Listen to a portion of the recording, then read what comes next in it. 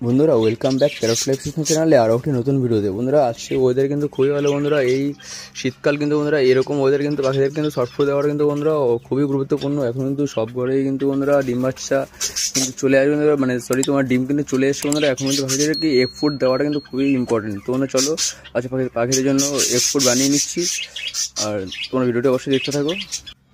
তো বন্ধুরা এখানে কিন্তু গাজর কিন্তু গ্রেট করে নিয়েছি, আর বন্ধুরা এক্সেল কিন্তু আমি এরকম করে বন্ধুরা ম্যাশ করে দিয়েছি বন্ধুরা। আরেকটা কথা, তোমাদের ঘরে যদি বাচ্চা থাকে তো বাচ্চা থাকলে কিন্তু এই ডিমের সেল কিন্তু এরকম ম্যাশ করে দেওয়া যাবে না, ডিমের সেল দেওয়াই যাবে না, খালি ডিমে দিতে হবে বন্ধুরা। দেখো ডিমটা এরকম করে আমি পিল করে নিয়েছি, এবং ডিমটাও গ্রেট করে দেবো। তো বন্ধুরা দেখো আমার সফট ফুড কিন্তু বন্ধুরা রেডি হয়ে গেছে। বন্ধুরা তোমরাই দেখো বন্ধুরা সফট ফুড কিন্তু কত কিন্তু বন্ধুরা ঝুরঝুরে হয়েছে।